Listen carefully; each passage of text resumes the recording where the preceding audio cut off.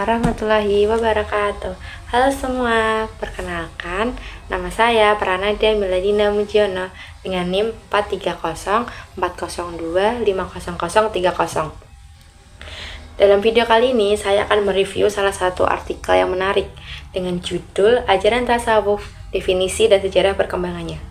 Artikel ini ditulis oleh Fikri Herdia Rahmadani dan Khairul Fahmi yang terbit di Indonesia Journal of Multidisciplinary Scientific Studies tahun 2023. Nah, artikel ini tuh membahas tentang bagaimana tasawuf bukan cuma ajaran spiritual yang abstrak, tetapi juga jalan yang mencucikan hati, menumbuhkan akhlak, dan mendekatkan diri kepada Allah Subhanahu wa Ta'ala.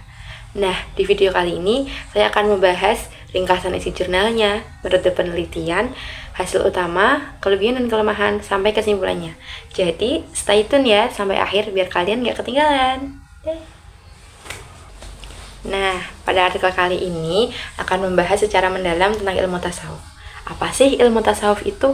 Ilmu tasawuf adalah salah satu cabang ilmu dalam Islam yang mengajarkan atau menekankan penyucian hati, pengendalian diri, dan pendekatan spiritual kepada Allah Subhanahu wa Ta'ala.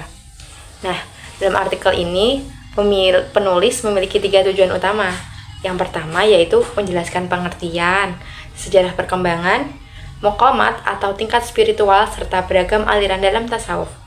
Yang kedua, meluruskan kesalahpahaman masyarakat yang sering menganggap tasawuf sebagai ajaran yang menyimpang. Yang ketiga, menunjukkan bahwa tasawuf justru mengajarkan kesederhanaan, akhlak mulia, dan hubungan batin yang kuat dengan Allah, sebagaimana dicontohkan oleh Rasulullah SAW. Secara umum, artikel ini tuh menggambarkan tasawuf bukan hanya sebagai praktik keagamaan, tetapi juga pendekatan secara universal yang membantu manusia menenangkan hati, mengendalikan hawa nafsu, dan menjalani kehidupan yang lebih ikhlas. Selanjutnya, ada di metode penelitian. Dalam artikel kali ini tuh menggunakan metode penelitian, pendekatan kualitatif dan deskriptif. Nah, di sini penulis melakukan studi literatur terhadap berbagai jurnal ilmiah, buku, dan artikel akademik yang membahas sejarah, konsep, dan praktik tasawufnya. Kemudian, dari data-data yang diambil itu dikumpulkan dan disusun secara deskriptif untuk menjelaskan perkembangan tasawuf dari masa sahabat Nabi hingga masa modern. Nah, pendekatan itu bertujuan agar pembaca memahami tasawuf secara konseptual dan historis, bukan hanya secara ritual. Selanjutnya, ada hasil utama penelitian.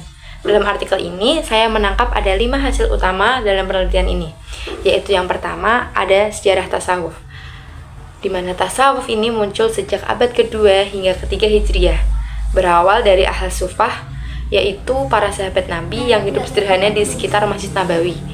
Kemudian, dalam artikel ini juga menyebutkan tokoh penting seperti Rabi'ah al-Adawiyah dan Hasan al-Basri yang berperan besar dalam pembentukan ajaran tasawuf awal.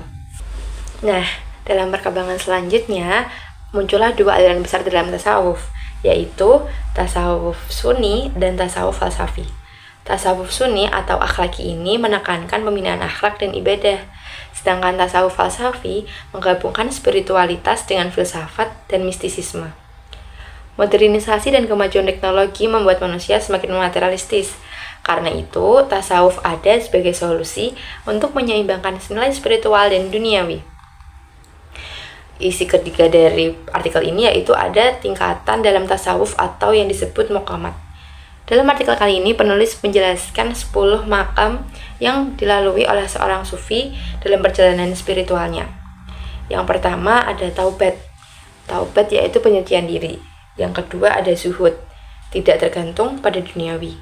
Ketiga ada wara, yaitu berhati-hati terhadap hal yang syubhat atau belum jelas. Yang keempat ada fakir atau kefakiran, di mana merasa butuh hanya kepada Allah dan Allah. Selanjutnya ini ada qurbah. Qurbah di sini yaitu merasakan kedekatan dengan Allah. Yang terus kemudian ada musyahadah, melihat Allah dengan mata hati.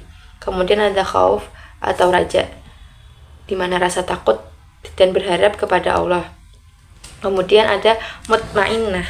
Mutmainnah di sini yaitu kedamaian batin dan ketenangan jiwa.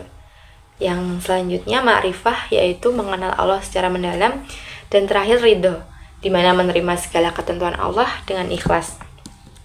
Semua tahapan ini bertujuan untuk mencapai kesempurnaan iman dan akhlak atau ihsan.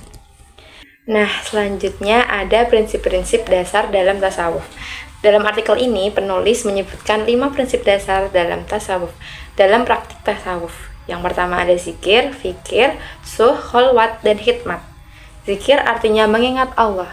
Fikir adalah meditasi dan kontemplasi diri. Kemudian suh yaitu diam dan menghindari perkataan sia-sia.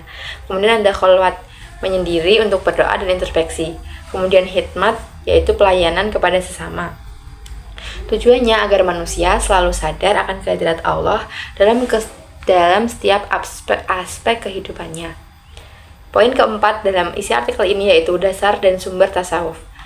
Tasawuf bersumber dari Al-Quran dan hadis, antara lain ada di dalam surat Al-Baqarah ayat 115 dan 186, yang dimana artinya Allah selalu dekat dengan hambanya. Kemudian Al-Quran surat Qaf ayat 16 yang menjelaskan Allah lebih dekat dari urat leher. Dan ada dalam Al-Quran surat Al-Kahfi ayat 65, Allah memberikan rahmat dan ilmu kepada hambanya. Yang terakhir yaitu dalam artikel ini menjelaskan jenis dan aliran tasawuf. Ada 3 jenis dan aliran tasawuf, yaitu tasawuf akhlaki, tasawuf falsafi, dan tasawuf syiah. Tasawuf akhlaki yaitu fokus pada pembinaan moral dan budi pekerti. Kemudian ada tasawuf falsafi, yaitu menggabungkan filsafat dengan ajaran tasawuf. Dan selanjutnya, terakhir ada tasawuf syiah, yaitu menekankan konsep penyatuan manusia dengan Tuhan.